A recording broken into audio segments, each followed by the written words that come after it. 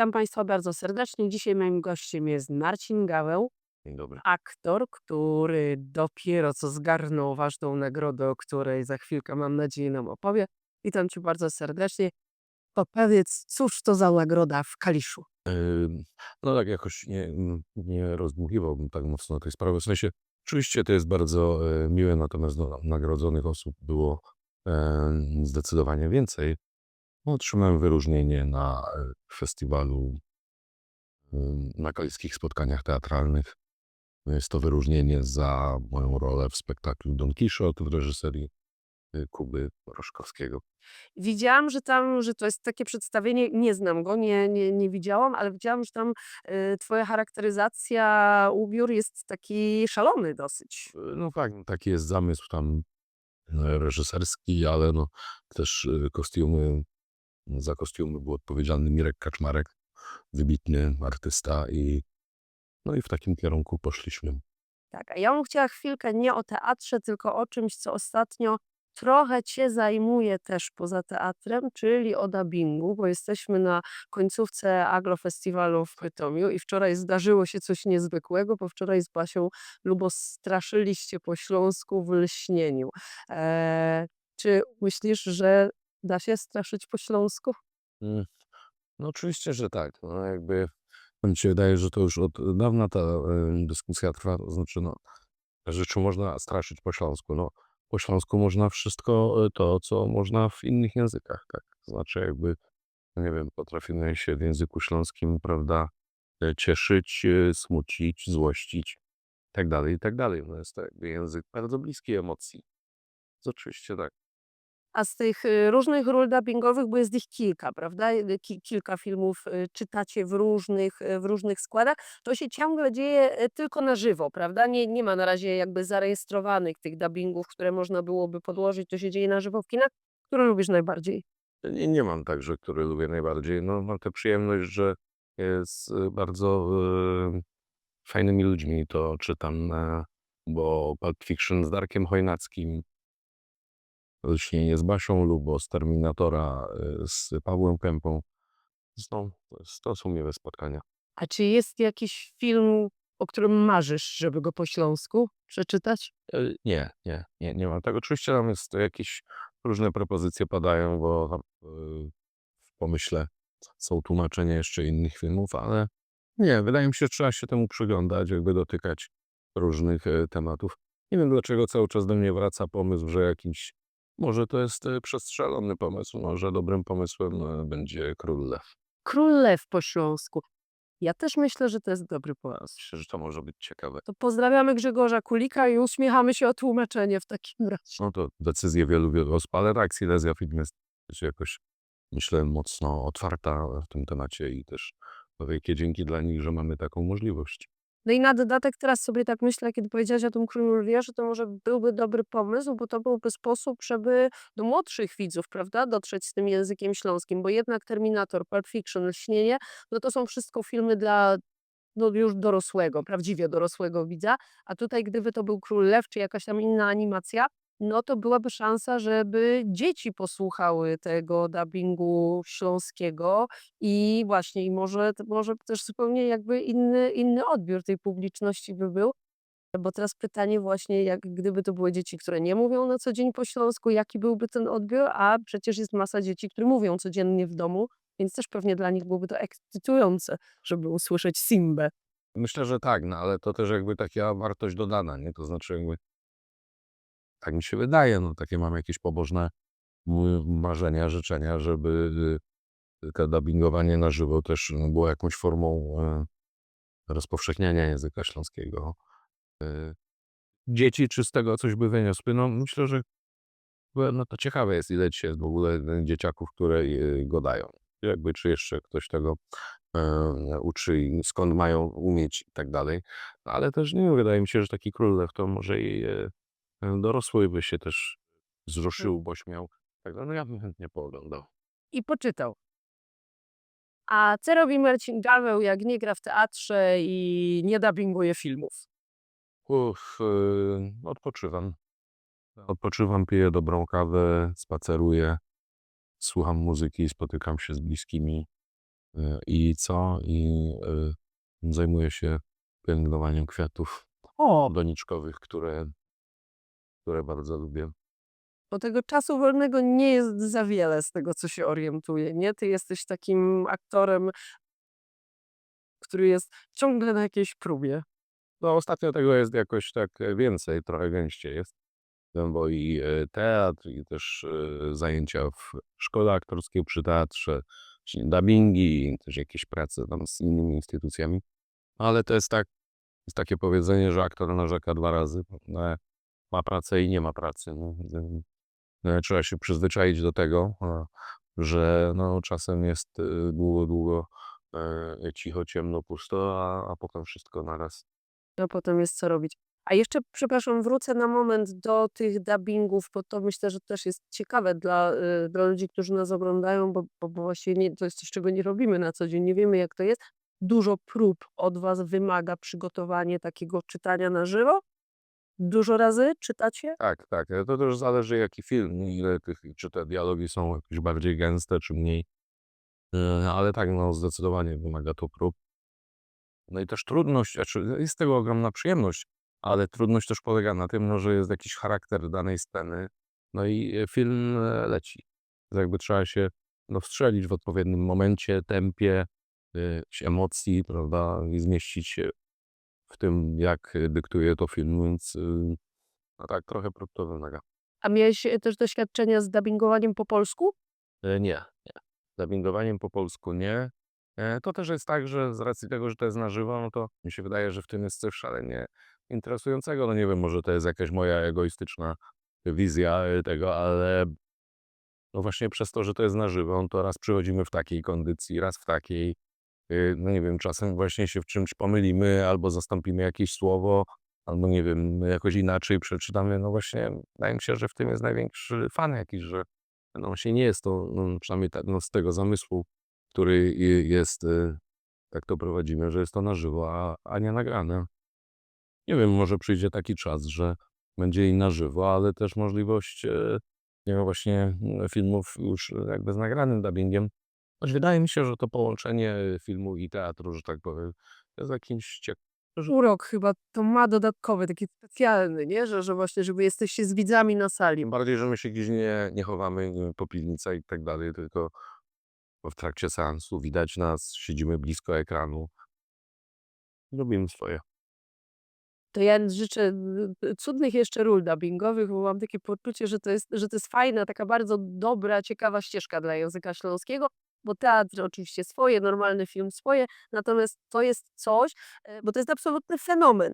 Jak kina katowickie jedno czy drugie ogłaszają, że będzie Terminator po śląsku, będzie Pulp Fiction po śląsku i tych seansów nie jest przecież dużo, bo to jest 1, 2 pod rząd, to bilety wyprzedają się w ciągu 5 minut. Po 5 minutach nie da się wejść na ten spektakl, więc oby tego było coraz więcej, abyście mieli coraz więcej pracy, że tak odbiorę jeszcze trochę tego czasu wolnego. A powiedz jeszcze, bo wydaje mi się, że takim projektem gigantycznym projektem ostatniego czasu są jednak tkocze, prawda? Że to jest coś, co wam zabrało, no nie chcę powiedzieć zabrało kawałek życia, żeby to nie zabrzmiało jakby negatywnie, bardziej w pozytywnym sensie. Czy dla ciebie zagranie w tkoczach było jakimś takim ważnym życiowym krokiem? Bo tak o tym mówiła na przykład Grażyna Bułka, że to było coś takiego, co ją olśniło nagle. Można tak powiedzieć, tak. No ja myślę, że gdyby to tak rozebrać na jakieś części, no to ważnym życiowym krokiem w ogóle, zdarzeniem było na pewno spotkanie moje i jest z Majką Klaczewską. Na wielu poziomach. No jest to naprawdę wybitna artystka. Mm, Szalenie wrażliwa, z bardzo otwartą głową, bardzo głęboko poszukująca reżyserka. Bardzo dobre spotkanie, to już mam tę przyjemność, że spotkaliśmy się już 2 razy w pracy, bo i przy Łaskawych, i przy Tkoczach. No, tu się nałożyło teraz przy Tkoczach kilka tematów, to znaczy raz Majka Kleczewska, 2 Mirek Syniawa i jego przecież tłumaczenie. Sam język śląski, też no, bardzo ciekawa ekipa i realizatorów, i No i oczywiście koleżanki, koledzy, aktorzy i gdzieś jakby, no, jakoś to tak popłynęło. No i temat, wydaje mi się szalenie ważny, więc jakoś, no, mam takie wrażenie, że jest dla nas, twórców tego spektaklu, jest to, dość istotna sytuacja. No, a z odbiorem wiadomo, no, jakby każdy już tam po swojemu. Ten było okej, innemu nie. Bo to nie jest łatwy spektakl. Nie wiem, no, dla jednego, tak, dla drugiego nie. Jakby każdy coś tam sobie z tego, myślę, wyniesie. Wydaje mi się, że tak można jakoś wielopoziomowo spojrzeć na ten spektakl. No, ale też, a można przyjść i powiedzieć, prawda, no i nie wiem, o co wam chodzi, no, pokrzyczeli. Nie zagadało. No, ale to zawsze tak. W każdym spektaklu tu być tak naprawdę, z każdym filmem tak może Czy być. sztuka, czy teatr, ogólnie sztuka, czy ma być czymś łatwym? Nie wiem, wydaje mi się, że, o sytuacji, o jakby taki, jakby to powiedzieć, no, interpretacji rzeczywistości w sposób, prosty, łatwy i przyjemny, nie brakuje nam. Z nich jest równowaga. To prawda, to tu się zgodzę, podpisuję się wszystkimi, kończymy pod tym. A powiedz, tak zapytam, co lubisz grać najbardziej? Agnieszka Radzikowska mówi: „Odnalazłam się dopiero na scenie kameralnej”. Basia Lubos mówi: „Poszłam do teatru rozrywki, nie odnalazłam się w musicalu”. Co lubi grać Marcin Gaweł? Dzieliłam tak, że lubię coś najbardziej grać. To znaczy są jakieś, sytuacje, jakieś zdarzenia, bo tak myślę o spektaklach, czy ogólnie o pracy, czy to w filmie, serialu i tak dalej. Jakby nie mam tak, że mam coś ulubionego.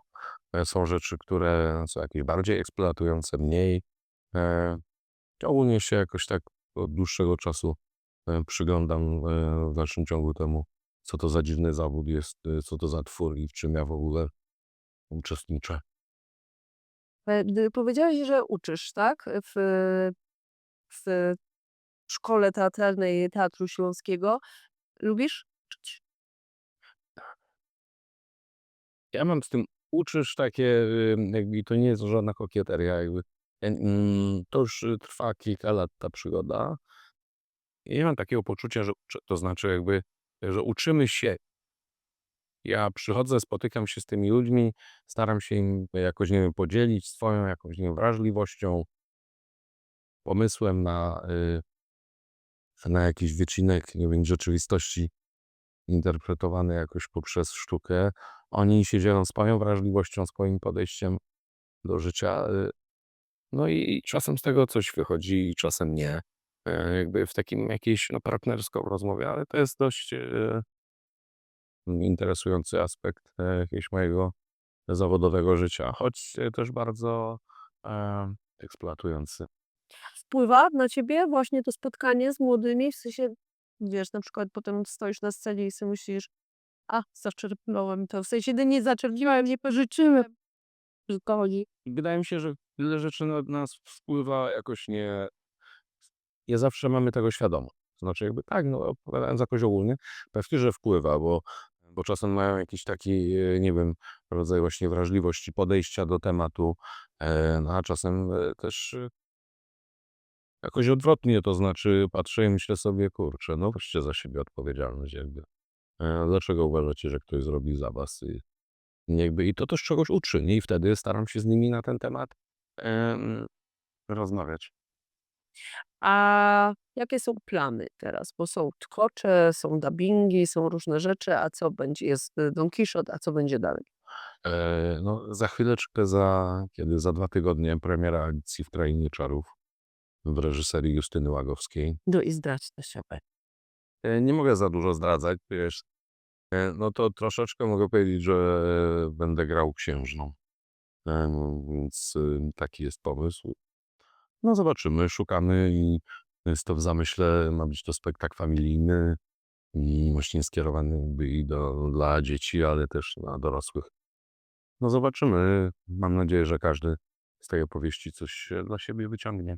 I ta Alicja nie jest po śląsku, Alicja jest Rewolucja nie jest po śląsku, tak, bo też jest coś takiego, rozumiem skąd pytanie, że jeżeli w Teatrze Śląskim coś się pojawia, czy jest poślą. No tak, równowaga jest potrzebna. I też nie chodzi o to, żebyście wygrali ciągle tylko po ślubie. Tak, natomiast no, z drugiej strony, błagam, jest to największa i nieskromnie powiem, no, najważniejsza scena w regionie. W sensie Teatr Śląski i wielki szacunek i dzięki dla Roberta Talarczyka, że tych śląskich Pozdrawiamy pana dyrektora. serdecznie pozdrawiamy, oczywiście, że tak. To mówiłem ja, Marcin Gaweł, prawda, że tych śląskich tematów pilnuje. A jeszcze powiedz, bo jeszcze film, tak? Skoro było trochę o teatrze, było trochę o dubbingu, to jeszcze o filmie, ale cię nie zapytam, grałeś albo w czym lubiłeś grać, tylko cię zapytam o 3 ulubione filmy.